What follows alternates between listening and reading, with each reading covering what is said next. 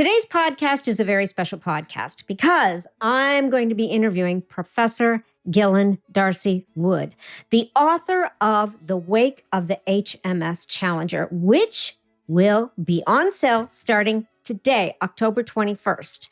The story of the HMS Challenger is amazing, and Gillen's story takes a really unique biocentric view on our 19th century oceans.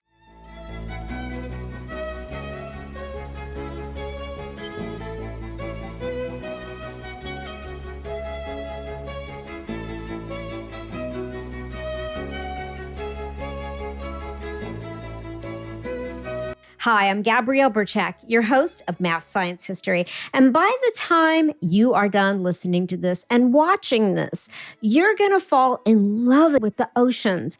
And you're going to want to know all about this amazing journey of the HMS Challenger and how their research established the baseline for what we know about the oceans today.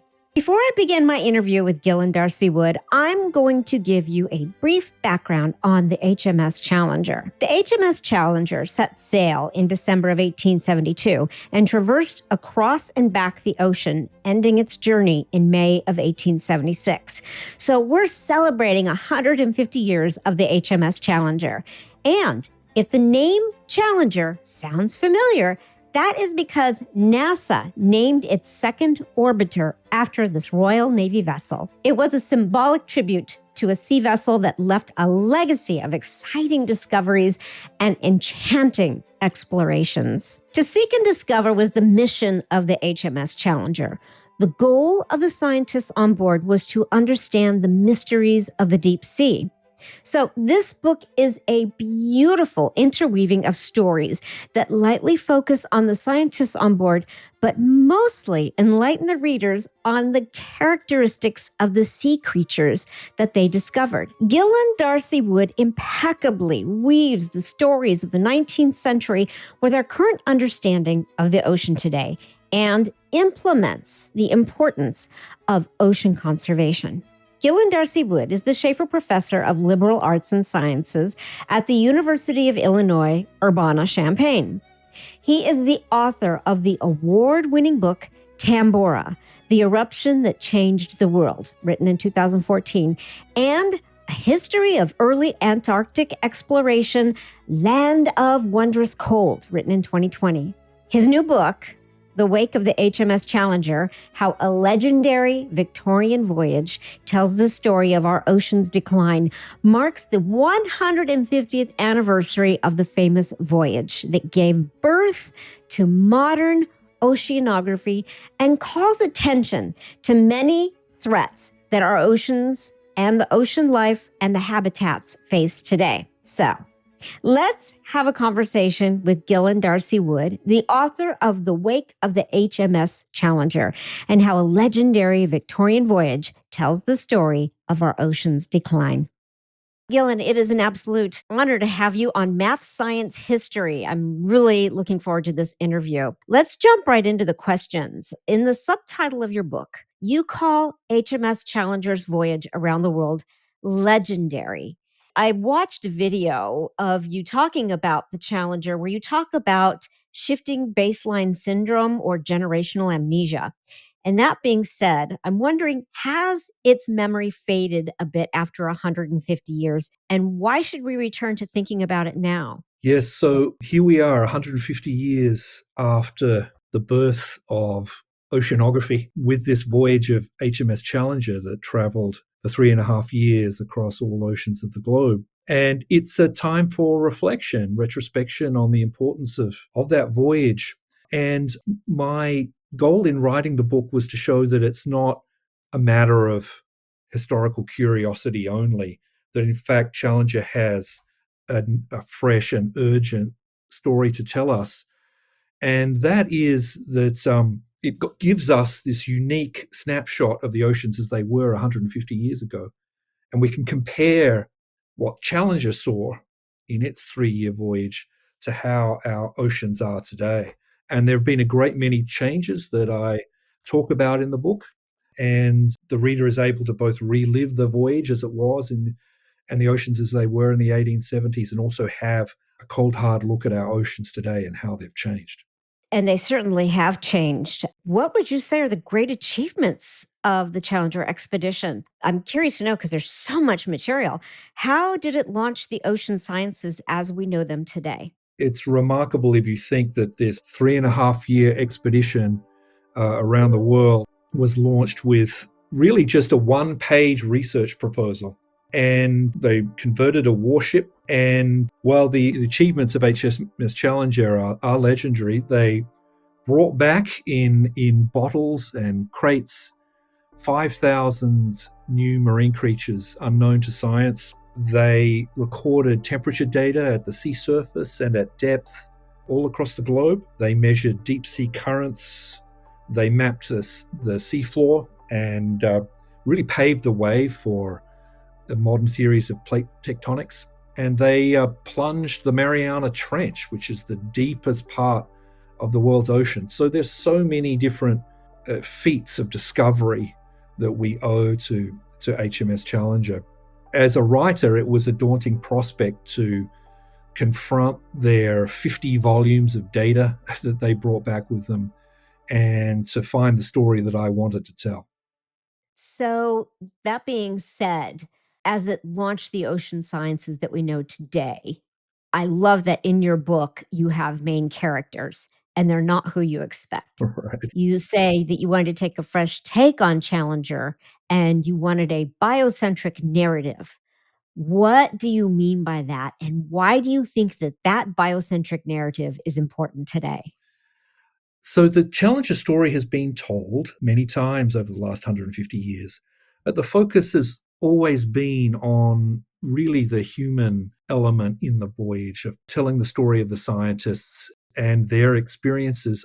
I wanted to tell that story, retell it, but I wanted to shift the focus really to the marine life itself and to make, as you say, to make the marine creatures the stars of the show and have the scientists really just be a kind of vehicle for telling the stories of the amazing creatures that inhabit the deep sea. So I chose as the focus for every chapter a specific animal or fish that we could focus on and to tell its history, to tell its biography, its deep evolutionary history, but also its prospects for survival in our own modern 21st century oceans in which a marine life faces so many threats. So I do think of this idea of biocentric storytelling as sort of an important challenge for us in the modern era to shift our focus away from our own sort of human experience exclusively and really orient ourselves toward the animals, the plants and animals with whom we share our planet. That was your primary inspiration for focusing on the characters of the book. Would you say that's the case? Oh, absolutely. So I decided to organize the chapters, for instance. I have 13 chapters, and I decided that each chapter should feature a particular aspect or creature in the oceans. And so I have a chapter on coral reefs. I have a chapter that features the seahorse, another that features an absolutely exquisitely beautiful deep sea sponge.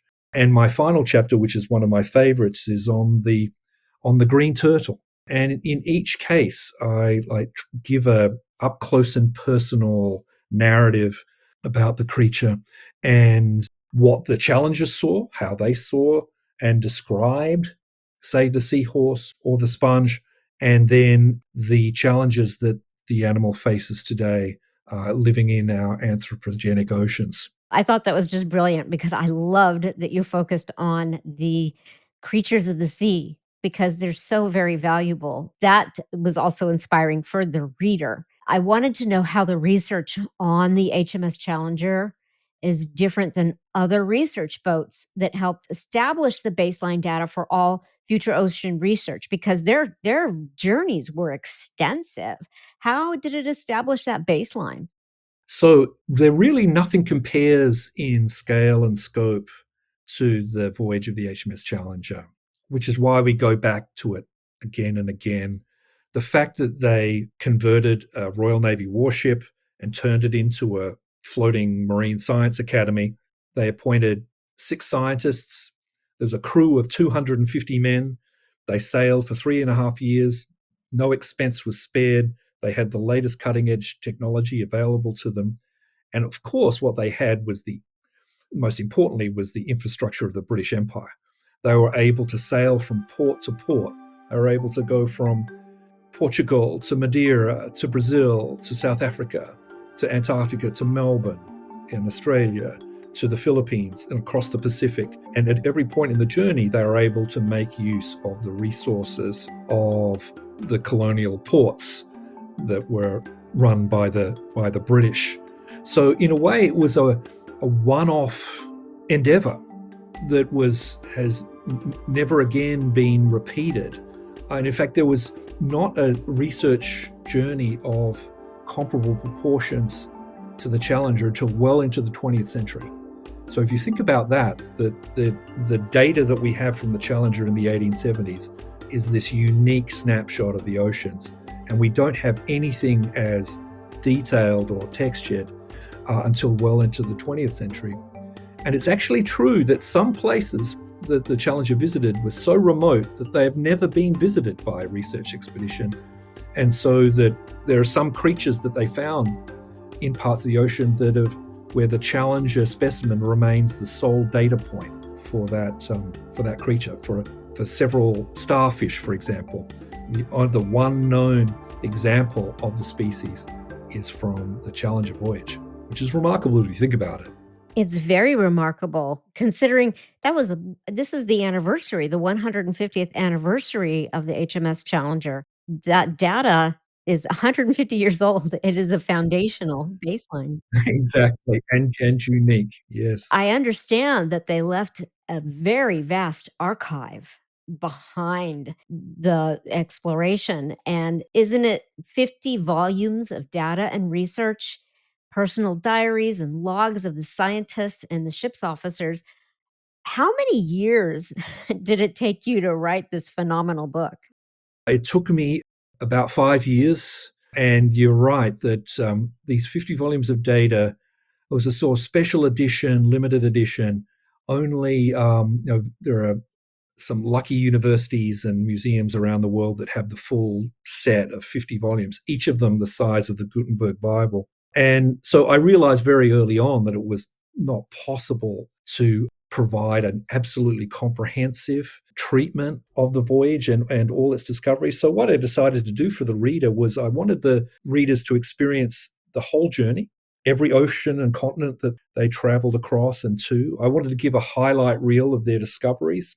And I also wanted to immerse the reader in the daily life aboard Victorian warship that had been converted to a research vessel to give the reader the sights, the sounds, and the smells of what it was like to every day to send down the trawl and to bring up kind of cornucopia of marine life, and to try to recapture for us 150 years later the experience of wonder that the Challenger scientists had on a daily basis by encountering creatures which human eyes had never seen before.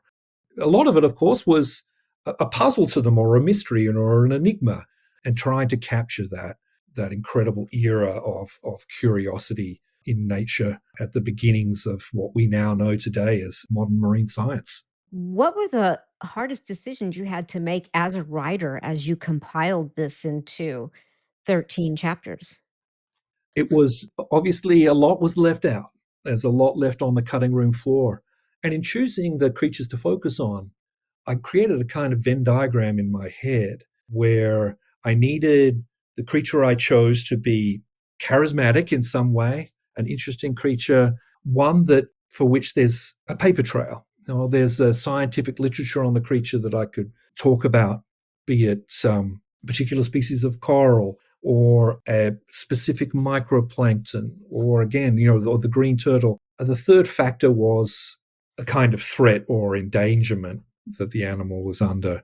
So that thinking about these three things, that they're charismatic, that there's scientific research done on them, but they're also under threat today. So it was by creating a smaller class of creatures that I could talk about that would focus in really on animals in the oceans that best represent the current ocean crisis and the challenges that we face in trying to maintain viable habitats for all the animals in the ocean. You certainly accomplished that. You've definitely immersed the reader in the entire environment and the smells and even the characteristics of each of the sea animals that you're talking about. In one chapter, you talk about the brooch clams and the hairy mussels, and you had noted that Francois Perron discovered a trigonia like shell, which showed that the trigonia shell was not extinct. And I know back in the Victorian era, back in the 1800s, there had been discussions and debate about extinction. But as I understand it, it was the 19th century mindset that our oceans were inexhaustible. Did the discoveries on the HMS help to create that bridge to our current understanding of ocean conservation?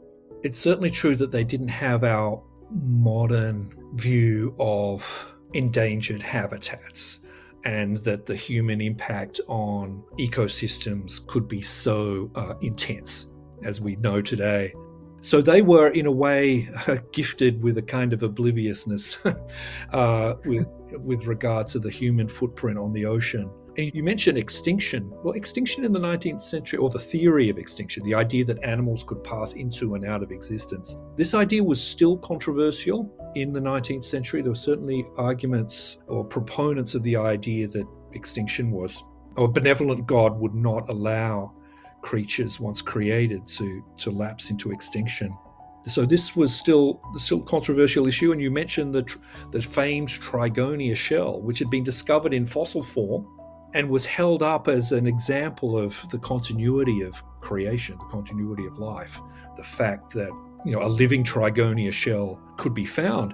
But also, and this is where the trigonia is so interesting, it also served potentially as a proof of Darwinian evolution, in that differences could be shown between the ancient fossilized trigonia and the modern living trigonia. And when we look back to Challenger, we can see how Challenger sailed really under the shadow of Darwin, if you like. And one of the principal reasons for Challenger setting out was for the purpose of discovering potential missing links in the deep sea. The Victorians, unlike us, the Victorians looked at the deep sea as a kind of museum of ancient life. They presumed that the deep sea was unchanging and it would be a kind of museum of monsters from the past. Now, one of the interesting outcomes of the expedition was that it didn't really discover a kind of museum trove of ancient forms of life in the deep sea. And we now know that's because the deep sea is not ancient and unchanging in the way that they thought it was. But with all the sort of controversy and the Darwinian atmosphere surrounding the voyage, and the fact that they set out in that Darwinian moment, I think from our point of view, 150 years later, the voyage turned into something different entirely. When we look back at it, we see it as the first ever inventory of the oceans. It's an extraordinary catalogue of tens of thousands of creatures which they were able to geographically locate and identify and describe in their natural habitats. And as such, it's this incredible information base for us to see what our oceans looked like on the eve of industrialization and before all the accumulation of our modern impacts on the oceans. Stick around. After the break, we're going to learn about Darwin's inspiration for the HMS Challenger and how even Victorians were sensitive to the idea of how ocean conditions could affect life in the oceans. Would you say that Darwin's discoveries were an inspiration for the HMS Challenger? I believe so. So if we look at the dates, The Origin of Species was published in 1859, and controversy raged through the 1860s about Darwin's theories. Darwin himself pointed to the deep sea as the place in which his theories might be verified or not, that where missing links might be found, because the debate really centered on whether it could be shown that creatures changed over time, and could we find examples of evolution in action. And the Challenger definitely set out with the 6 scientists aboard were very excited at the possibility that they might make scientific history by bringing up examples of missing links from the deep sea and begin a new chapter in evolutionary science. From that point of view, the results of the expedition were equivocal, it must be said, because they brought with them a misconception about the deep sea. We now know that with modern tectonic plate theory, we know that the seafloor, the oldest portions of the seafloor are only millions of years old, certainly not tens of millions or let alone billions of years old, which is how they imagined it to be. So we know that there is geological turnover in the deep sea and therefore biological turnover as well. But they had none of that information. It's quite remarkable when reading the summaries of their reports, how clear a picture they did have of the oceans and how many of their ideas still hold up today. They believed that, as we do, that environment is very important to the habitats of creatures and to their prospects for survival and also to their evolution.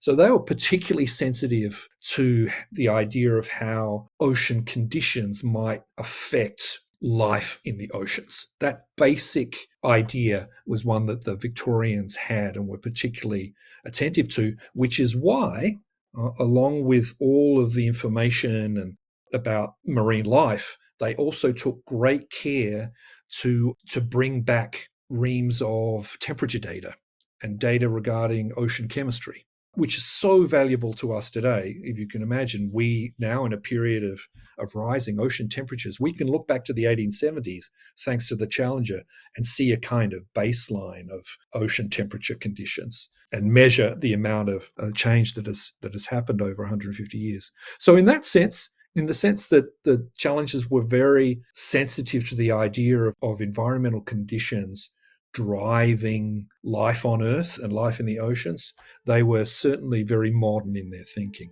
Your book is a scientific discovery story full of natural wonders of the sea. And it also has a very powerful conservation message about how much our oceans have changed since the days of the HMS Challenger. What are some of the major threats to our oceans that you highlight in the book? Yes, our oceans are certainly in crisis and sort of suffering under multiple strains and stresses. I think the three main issues confronting the oceans today are overfishing, ocean warming, and also plastic pollution. If I take them, each of the three of these one at a time, and in a chapter that I write about the Challenger's visit to Japan and their encounter with the infant Japanese salmon fishing industry, I talk about how our seafood consumption over the 20th century has increased 8 or 10-fold, particularly since the Second World War, that 90% of larger fish in the higher levels of the food chain, thinking salmon and tuna and cod, have been depleted from the oceans. Wow. And even since the 1980s, we've lost 40% of fish and even 20% of invertebrates, such as scallops. And with that overfishing is the impacts of deep sea trawling technology on the seabed. We have rich ecosystems of corals and sponges, etc., trawled over again and again by these large nets the size of football fields and turned into sandy deserts. I'd say that if there were a number one problem, it would probably that. But of course, there's a lot of press that we read now about the effects of warming on the oceans. And right now I'm talking to you from the Midwest, where we're experiencing a drought. And those drought conditions can be connected all the way to what scientists are calling a blob, a great heat blob in the Pacific Ocean, where there's thousands of square miles of ocean are up to 10 degrees Fahrenheit warmer than the average. And this is affecting our weather systems. And if the marine heat waves are powerful enough to impact weather in the Midwest, think what it must be like for the creatures who are living in the oceans themselves. An increased warmth wreaks havoc with the metabolism of the fish, who have to expend much more energy cooling themselves, maintaining their body temperature. It affects their reproductive cycles.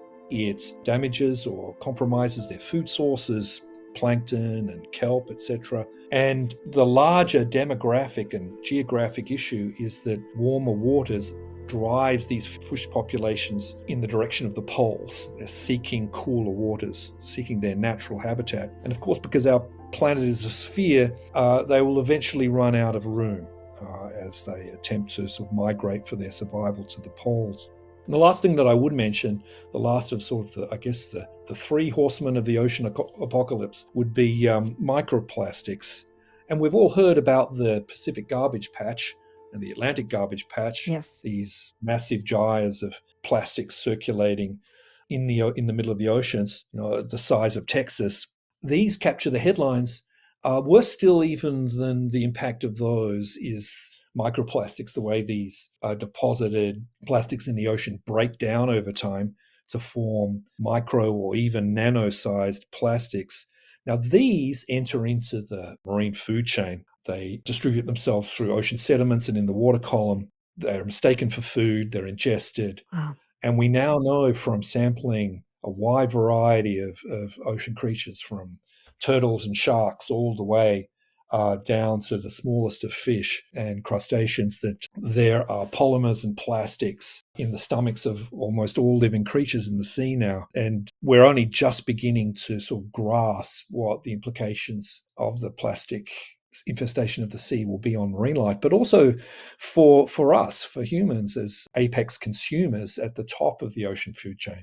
So you're saying that we are just only at the beginning of understanding the damages that microplastics are doing to our ocean?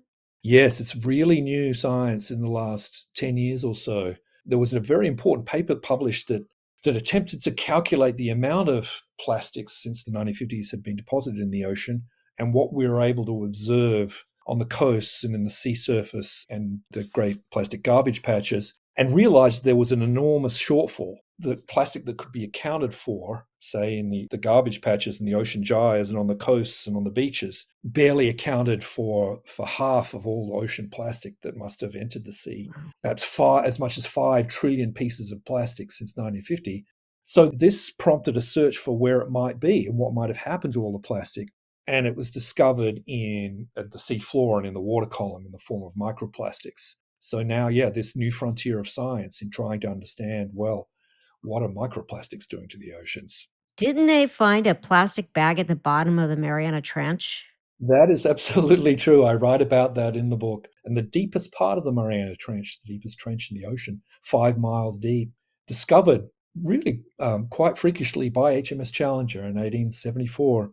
And submersibles have been down to the Challenger Deep, including James Cameron in his own piloted submersible. And they have found there, even in this deepest portion of the sea, deeper below the sea than the Mount Everest rises above the earth, they've found beer cans and plastic bags, cables and toiletries, packaging, everything that you could imagine. Wow, that's heartbreaking. That's why I really appreciate your book, because it really tells us the importance of the value of sea life and the beauty of it, as well as the value in conserving it all. Yeah, and I think that this is such an important historical moment for us to turn our attention toward the oceans. I mean, we are terrestrial beings, if you think of it. Yes. And of course, our biases are toward the land that we inhabit and we've increasingly dominated over time. And the oceans can be relegated to a kind of afterthought for us. I wanted my book to participate in what I think is a growing movement, a turn toward the oceans. There are shelves full nowadays of books about the oceans and ocean life. And I think we are at a moment where we are turning our attention to 70% of our planet. We are a watery, aqueous, blue planet. And we need to remind ourselves of that. 5 years writing this book, what was your favorite part of the story? My favorite part of the book, I think, was the end, my final chapter, which is about the green turtles. Hmm. And in a way, the history of the green turtles over the last 500 years is sort of the history of human impacts on the planet, really summed up the fact that in the early days of colonialism, in the Americas, green turtle meat was an important protein to the plantation economy of the West Indies because it was cheap, plentiful protein source. But the sheer numbers of green turtles harvested and consumed reduced their original population from probably 60 or 70 million down to only several hundred thousand. So it's a near extinction threat facing the green turtles up and into the 20th century.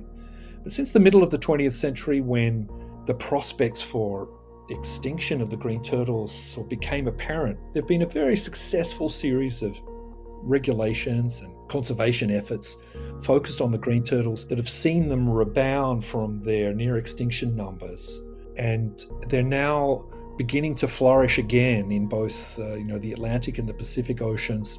And the final chapter of my book takes the reader to their favorite breeding ground in the middle of the Atlantic Ocean on a tiny volcanic island called Ascension Island, and shows how the banning of turtle harvesting and the protection of the beaches where the green turtle females come to lay their eggs and bury them to reproduce, the protection of these beaches has enabled these creatures, these wonderful reptiles, to bounce back. The story of the green turtle shows us that there is a baseline resilience in ocean life, and that all these creatures need is a kind of fighting chance to bounce back. And it's an opportunity for us, as the human community, to cooperate and to create new bonds with these animals we so admire and have so relied on in the past, and to help them flourish with us, in the world, rather than seeing our relationship to the world as sort of purely exploitative and consuming without thought.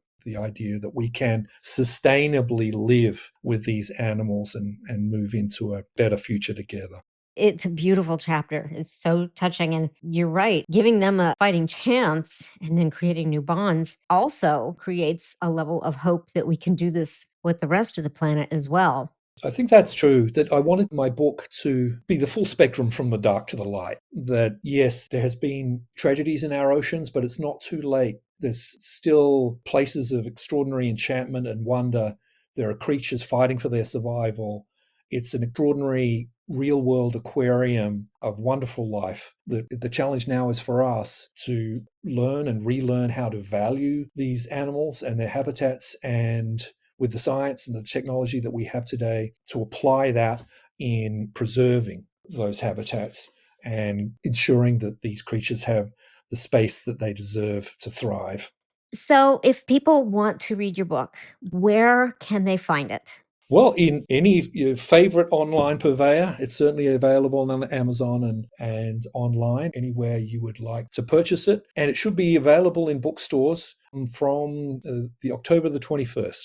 If you are living in the United Kingdom or in Europe, you'll have to wait until January. So, for my listeners right now in the United States, you can go out today, October 21st, and purchase the book. And I highly recommend it. It's really good.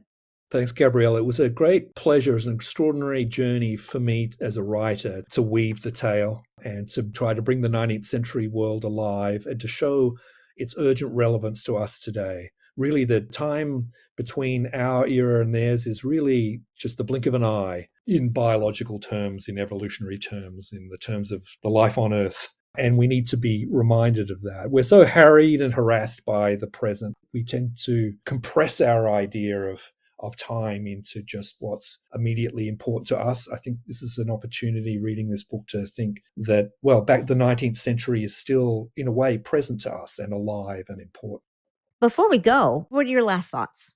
I think my last thoughts are that by revisiting the 1870s and revisiting this extraordinary one-off voyage, reliving that narrative with them, it's a chance for ourselves as sort of vicarious travelers to experience an enchantment of nature and the enchantment of the oceans, to relive with them the wonder and the amazement of their discoveries. So I think that here in the 21st century, as we look at our relationship to the natural world, and on a day-to-day basis, we're confronted with data and information about environmental crises, that we need to also explore beyond the data and to rethink at an existential and emotional level what our relationship with the natural world is, was, and can be.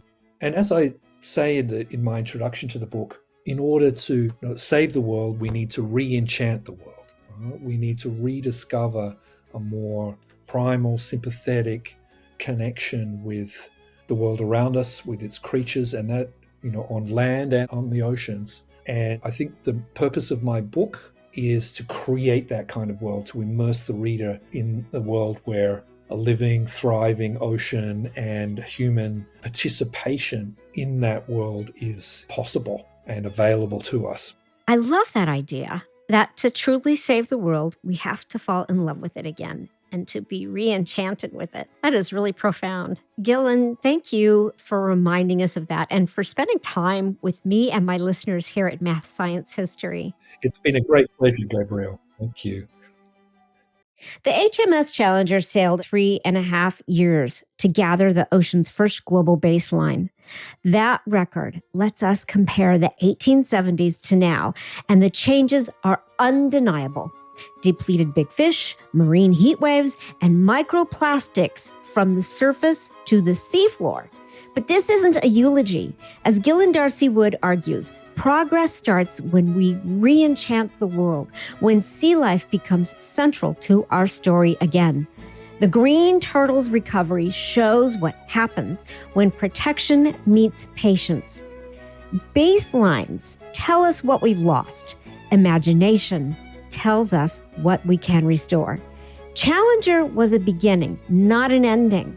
Gillen's book is available in the United States today, October 21st, 2025, and in the UK and Europe in January 2026.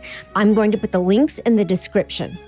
Thank you for listening to Math Science History, and until next time, Carpe Diem.